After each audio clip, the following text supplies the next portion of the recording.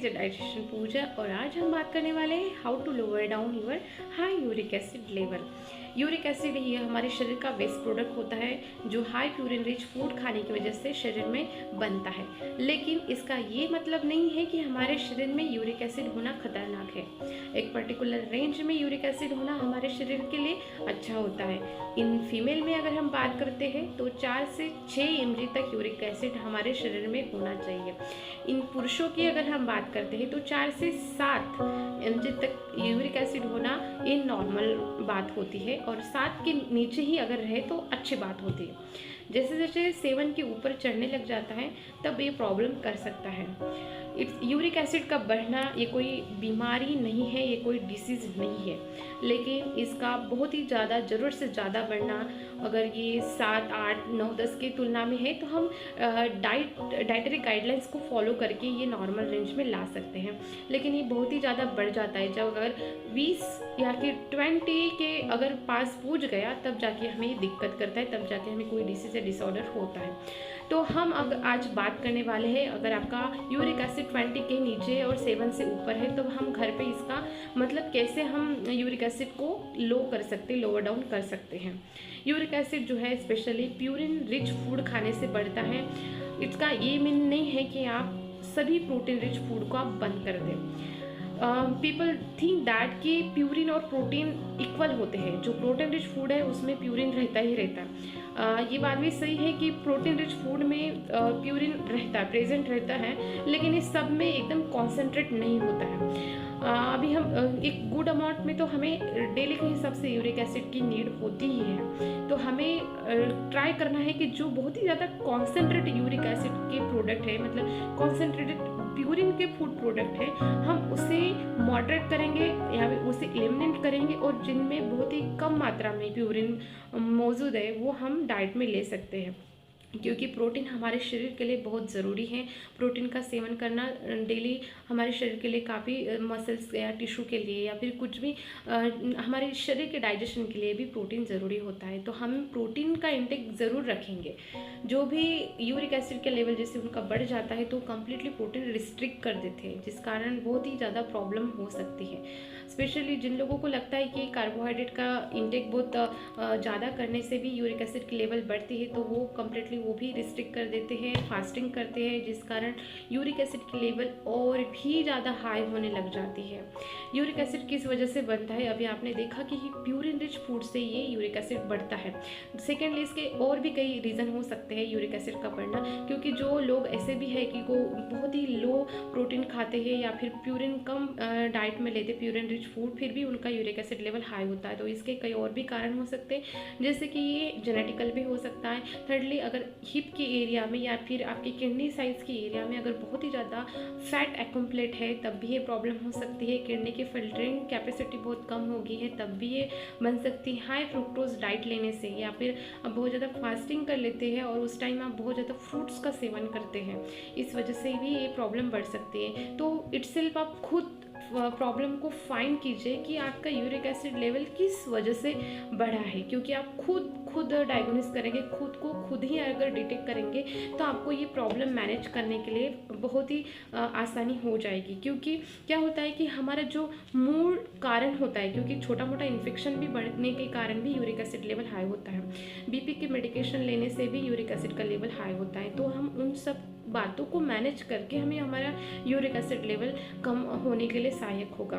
अगर बात दूसरे फैक्टर से बढ़ रही है और हम खाने में से पूरा प्यूरिन हटा रहे हैं तो इससे भी ये मतलब प्रॉब्लम कर सकता है। इसीलिए आप पहले प्रॉब्लम फाइंड आउट कीजिए। बहुत ज़्यादा काफ़ी स्ट्रेस या तनाव में भी बहुत यूरिक एसिड बढ़ने के चांसेस बढ़ जाते हैं, क्योंकि स्ट्रेस और तनाव की वजह से हमारे जो ऑर्गन से अच्छे से काम नहीं कर पाते, जिस वजह से हमारी किडनी पे प्रेशर बन जाता है, उस वजह से भी यूरिक एसिड का लेवल जो है हाई हो सकता है। तो आप खुद अपना मतलब हम प्रॉब्लम जो है सॉल्व करने के लिए हमें देखना है कि प्रॉब्लम कहाँ से निर्माण हो रही है, कहाँ से ये बिल्डअप हो रही है। उसको अगर हम पहले रोकते हैं, थामते हैं, उसका हम कट डाउन करते हैं, तब जाके हमारे जो ट्रीटमेंट हम लेते हैं उसका असर हमारे शरीर पर हो सकता है। इसीलिए पहले वो डिटेक्ट कीजिए, उसके बाद में मैं आपको एक जनरल गाइडलाइंस देती हूँ, डाइटरी गाइडलाइंस, उस हिसाब से आप अपना डाइट रख सकते हैं। अब जानेंगे कि हाइपरयूरेसिमिया को हम जनरल डाइटरी गाइडलाइन से कैसे मैनेज कर सकते हैं। सबसे पहली बात को आपको प्रोटीन रिस्ट्रिक्ट नहीं करना है। आपकी टोटल कैलोरी में से 10 to 15% जो कैलोरीज आ रही है उसके समावेश जो है प्रोटीन का होना चाहिए। यानी कि आपका जितना वेट है उसको आप मल्टीप्लाई कीजिए 0.8 से, उतना ग्राम आने वाली वैल्यू जो है उतना ग्राम आपको प्रोटीन डेली के हिसाब से लेना बहुत ज़रूरी है।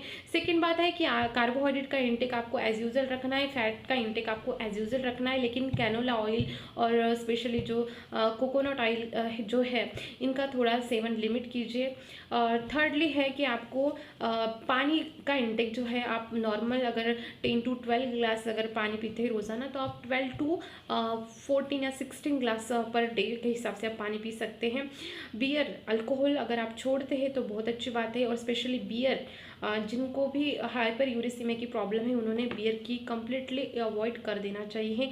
फ्लूइड इंटेक अच्छा रखना चाहिए। और तीसरी बात जो है इम्पॉर्टेंट वो है कि आपका वेट जो है एकदम से बढ़ा हुआ नहीं होना चाहिए, क्योंकि कभी कभी क्या होता है कि हम जब ओबेसिटी हमारी बढ़ती है तो हमारे शरीर में फैट सेल्स अनगिनत मात्रा में बढ़ने लग जाते हैं, उस कारण भी यूरिक एसिड की लेवल हाई हो सकती है। इसीलिए अगर आप वेट रिड्यूस करते हैं तो ये काफ़ी अच्छी बात हो जाती है। यूरिक एसिड को लो करने के लिए लो इम्पैक्ट कार्डियो एक्सरसाइज जो होती है ये स्पेशली इसमें बहुत वर्क करती है, जो हार्ट के लिए भी अच्छी होती है, आपका यूरिक एसिड लेवल मैनेज करने के लिए भी अच्छी होती है। तो अब हम देखेंगे कि होम रेमेडीज़ कैसी हैं, हमारा डेली का डाइट कैसा होना चाहिए यूरिक एसिड लेवल को मैनेज करने के लिए।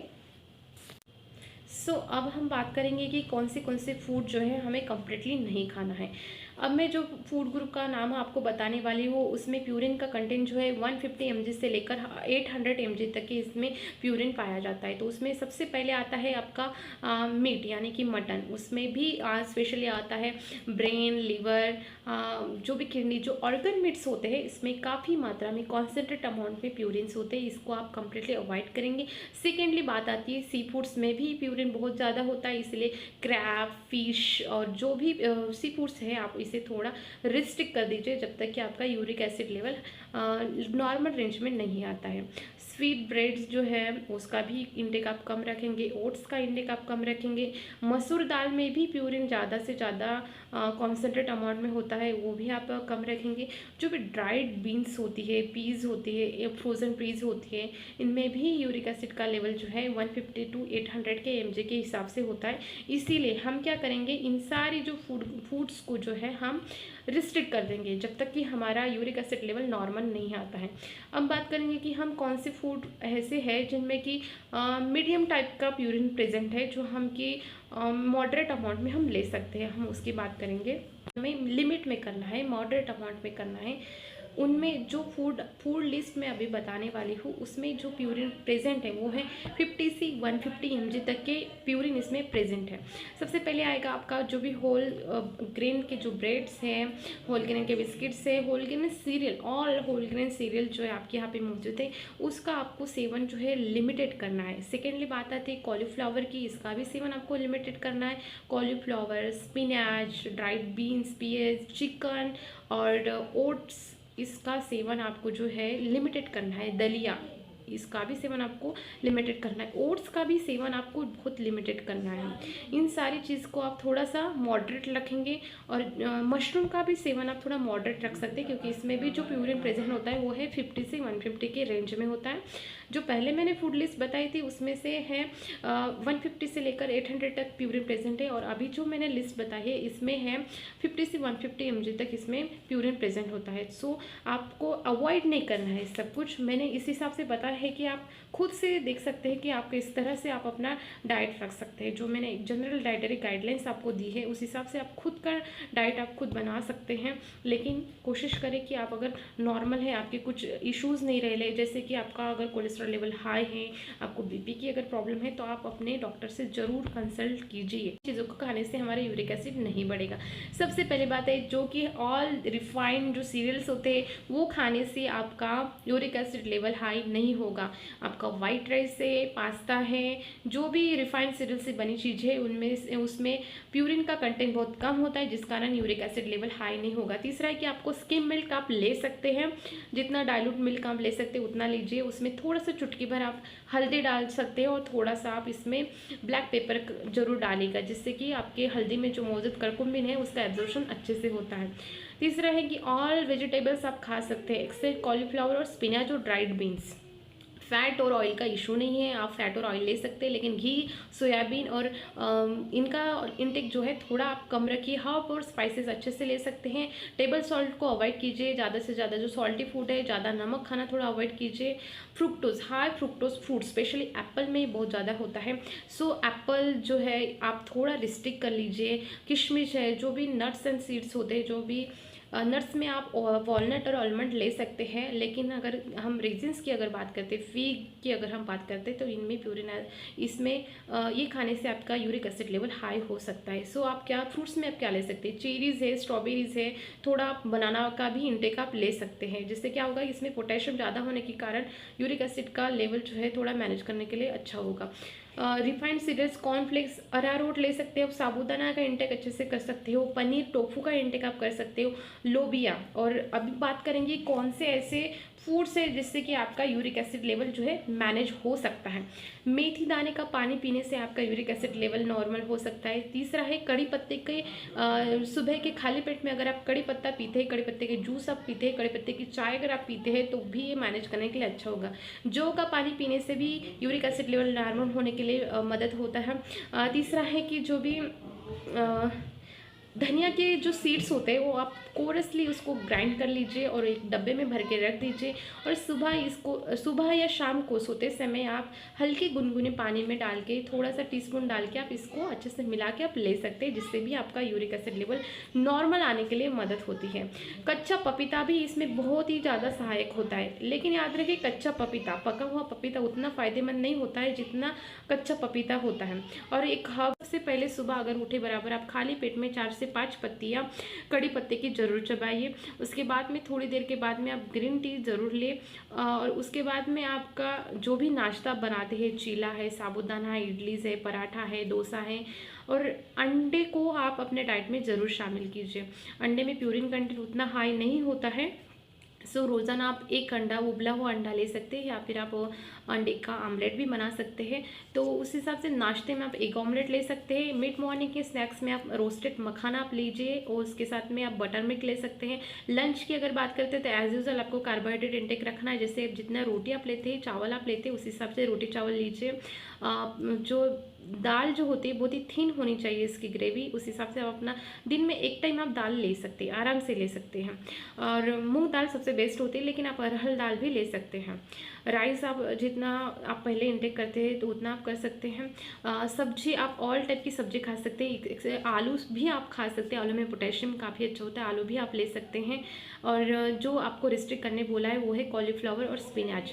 मिड इवनिंग का स्नैक्स की अगर हम बात करते हैं तो आपने काला भुना चना जो है वो आप ले सकते हैं, 2-3 वॉलनट आप ले सकते हैं, और इसके साथ में ग्रीन टी ज़रूर लीजिएगा। डिनर की अगर हम बात करते हैं तो लाइट वेजिटेबल मिक्स पुलाव आप ले सकते हैं, वेजिटेबल मिक्स आप खिचड़ी बना सकते हैं, जो भी वन मील डिश है वो भी बना सकते हैं, या फिर नॉर्मली जितना जैसा आपका रूटीन है उस हिसाब से आपका डाइट होना चाहिए, डिनर होना चाहिए। इसमें आप फ्लैक्स सीड की चटनी ज़रूर ऐड कीजिएगा। फ्लैक्स सीड की चटनी काफ़ी फ़ायदेमंद होती है। और धनिया जो करी लीव्स का जो मैंने बताया उसके सुबह में आपने खाली पेट तो लेना ही है, लेकिन इसका साथ भी आप पाउडर बना के अपने जो भी सब्जी आप बनाते हैं उसमें थोड़ा सा आप हल्का छिड़क दीजिएगा। रात को सोते समय जो मैं आपको बताने वाली हूँ वो है कि आप सोते समय जो धनिया मैंने बताया था आपको कि कोरसली ग्राइंड करके रखना है, वो आप गिलास भर पानी में थोड़ा सा चुमुट भर आप उसमें डालकर आप ले सकते हैं, हल्का गुनगुना पानी में, याद रखिए हल्का गुनगुना पानी में आप ले सकते हैं। या फिर आप मेथी दाना का पाउडर भी ऐड करके ले सकते हैं सोते समय, या फिर कुछ भी नहीं तो आप हल्का स्किम मिल्क उसमें थोड़ा सा टर्मरिक डालकर, और थोड़ा सा याद रखिए जब भी आप हल्दी वाला दूध लेते हैं उसमें थोड़ा सा काली मिर्च का पाउडर ज़रूर ऐड कीजिएगा, क्योंकि इसका हल्दी में जो कर्कुमिन कंपोनेंट होता है इसका एब्जॉर्प्शन काफ़ी अच्छा होता है। और दूध और अंडा इसे रखने से आपका जो प्रोटीन इंटेक है वो भी नॉर्मल हो जाएगा, जिस कारण आपको प्यूरिन फूड मतलब ऑल पल्सेस भी अगर आप अवॉइड कर दें तो प्रोटीन की कमतरता नहीं होती है। और याद रखिए पानी आपको जितना नॉर्मल आप पीते हैं उससे थोड़ा ज़्यादा आप पी सकते हैं। 12 से 16 ग्लासेस पर डे के हिसाब से पानी पीजिए और एज़ यूजुअल आपका डाइट आप रख सकते हैं। तो ये थी स्पेशल कुछ जनरल डाइटरी गाइडलाइंस मैंने आपसे शेयर की है आपके हाइपर यूरेसीमिया को मैनेज करने के। इसके साथ ही आपको क्या और भी प्रॉब्लम है वो आप पहले देखिए और उसके साथ आप अपने डॉक्टर को कंसल्ट ज़रूर कीजिएगा अगर आपको कुछ और ज़्यादा प्रॉब्लम हो सकती है तो। और अगर आप चाहते हैं कि आप अपना कस्टमाइज डाइट प्लान करना चाहते हो तो आप मुझे DM कर सकते हैं। आप